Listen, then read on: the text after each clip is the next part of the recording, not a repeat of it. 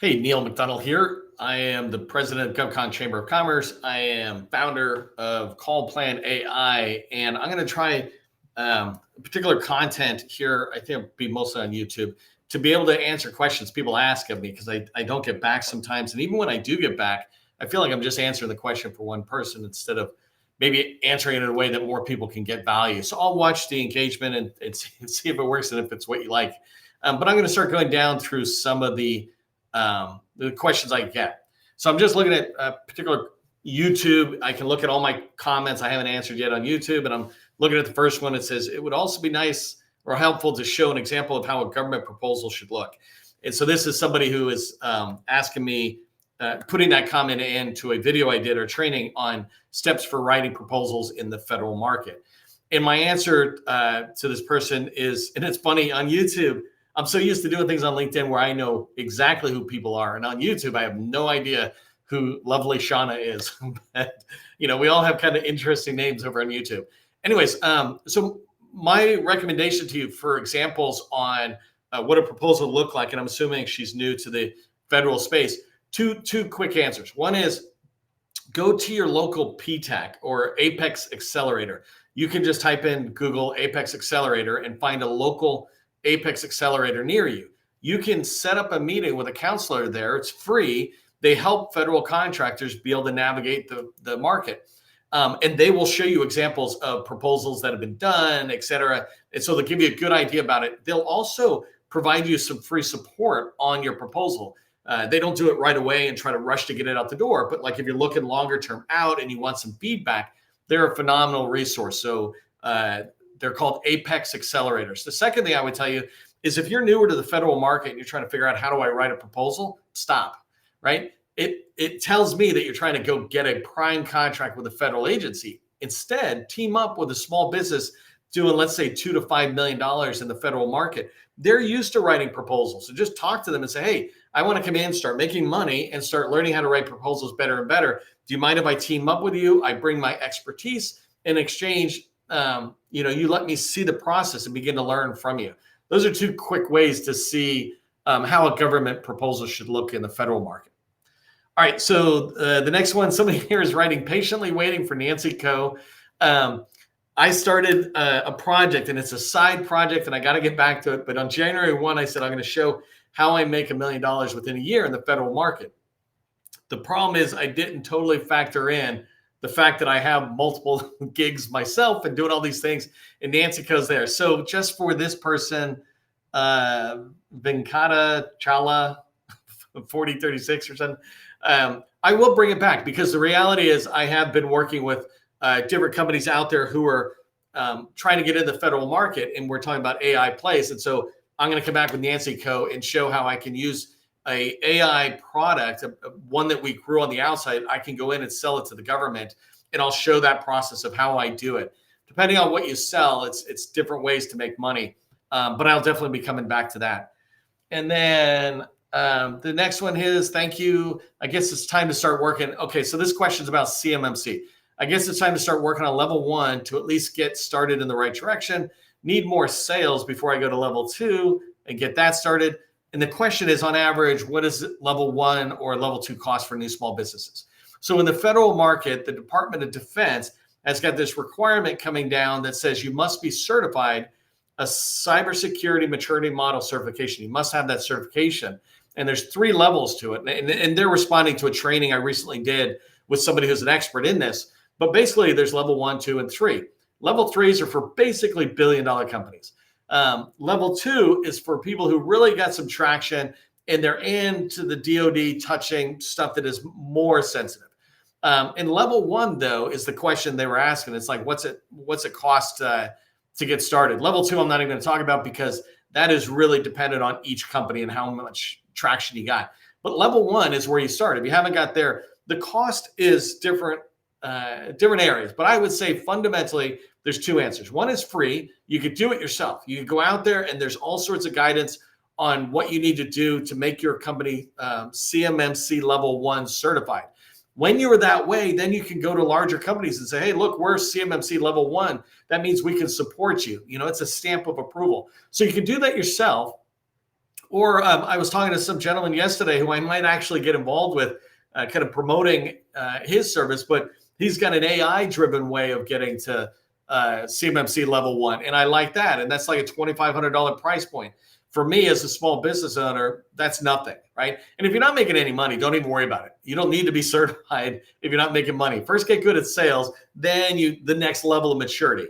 But when you need CMMC level 1, you'll be able to afford $2,500 for it. And as a business owner, I would tell you it's well worth it. It's more important for you to spend that time that you would be working on level 1, spend that selling and making more revenue, and let somebody else do the level 1. But again, you could do it for free. You could just follow the guidance and do it for free. All right, so the next one, and I should have watched I am watching my timing. So I'll try to keep this to pretty small videos. So I'm looking down here. A lot of people put just a lot of nice comments that are in there. Here's somebody just saying links, please. And they put that on a training I did, how to do business with DHS. Ironically or coincidentally, I just did a few minutes ago how to do business with Department of Energy. Yesterday, I did how to do business with the Army. And the day before on Monday, I did how to do training with HHS. If you don't see the links because of my training or anything else, don't worry about it. Just go to the main agency and you can navigate into finding people you can talk to, opportunities you can pursue. You can learn about the offices within, for example, DHS, Homeland Security. You can learn what components or subordinate agencies they have and then navigate further in. But the small business office is the best place to start. All right, so coming down, awesome information. Thank you, appreciate it. God bless you. Thank you, I appreciate that. Here's somebody asking for beta, which I did a while ago, so it's a little late. Okay, please send the roadmap, and I might just say this. I wrote this thing that says how to make $10 million subcontracting in the federal government.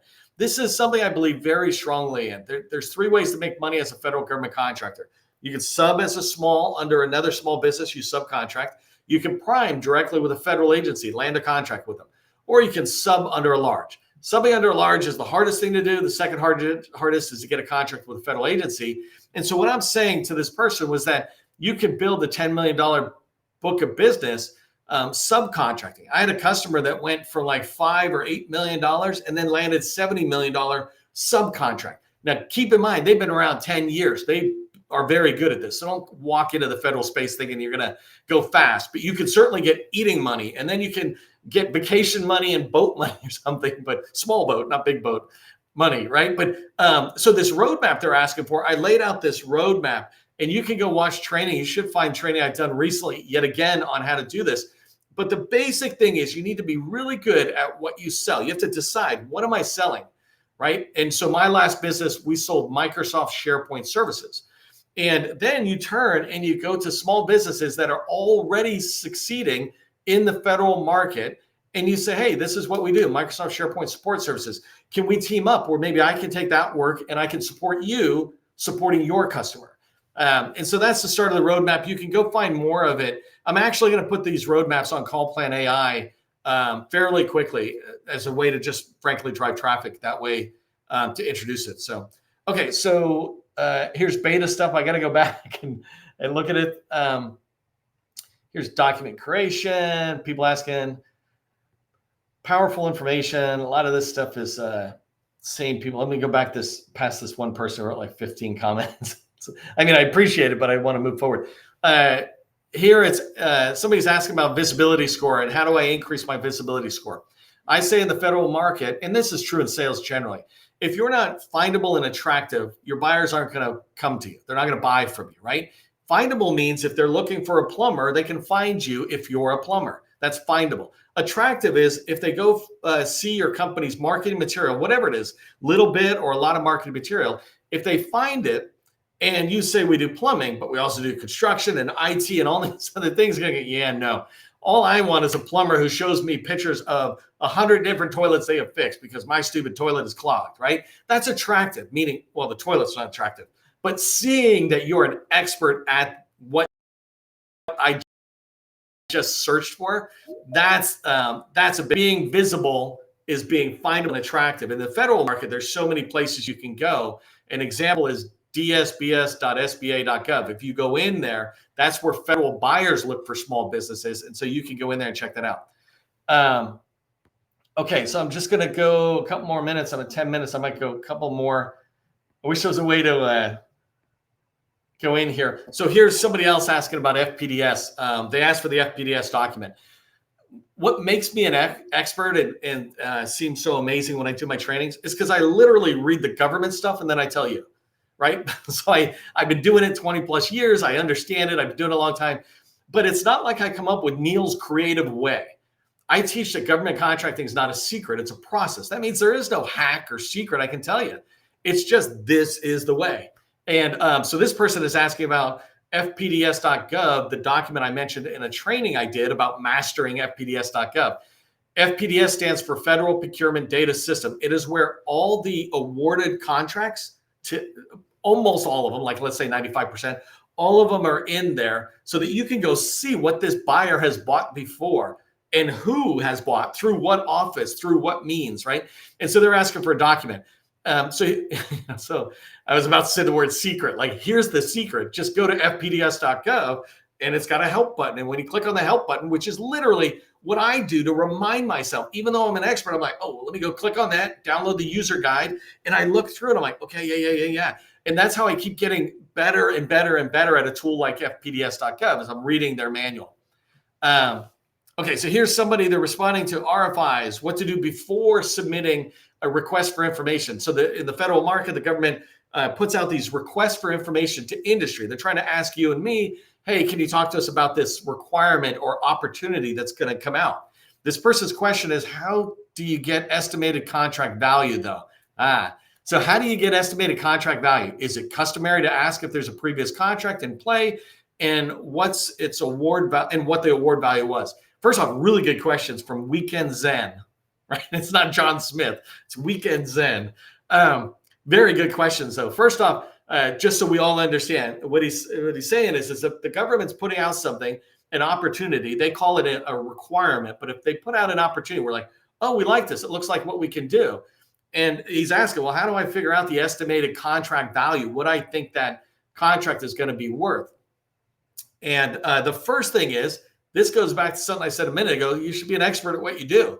My last company, I did Microsoft SharePoint. If I got an opportunity I liked, I'd turn around to the board and I would start going, if I'm going to deliver this, they say they want a cup, right?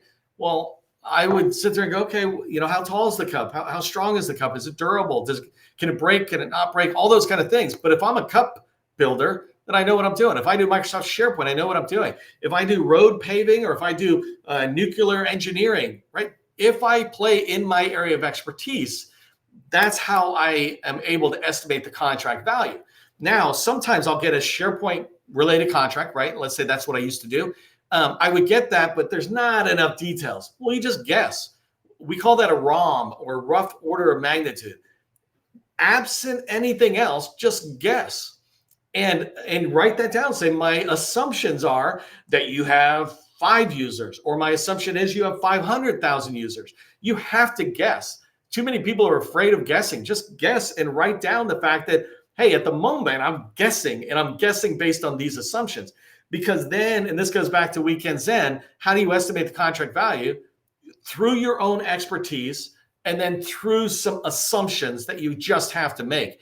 And the cool thing is, going back to their second part of the question, is it customary to go talk to the customer and ask them? It's like, yeah, of course. So sometimes they won't talk to you, but it definitely is in sales. It's customary to go ask the buyer, can I clarify some of your requirement? And so I would go back and say, hey, I'm assuming you have 500,000 users. And they're going to go, oh, no. Our office only has 500 users. Okay, cool. So I will reduce the cost from $1 billion trillion down to just $1 million in my estimate or something. And the other thing they were asking is it customary to ask about previous contracts? It's okay, but only after you did the research on the web. I mentioned fpds.gov a minute ago. You can go to fpds.gov and try to find a contract that's similar to this one that is in the same office, et cetera. And you can probably go, oh, it was awarded. So there's all sorts of tools that try to help you do that. And you can estimate the value from a previously awarded contract. So anyways, so that's the answer to that. Weekend Zen. I'm almost at 15 minutes. I'm just going to stop. I'll throw it out. If you like this, if you want me to keep doing stuff, tell me in the comments. And if you have questions, ask them.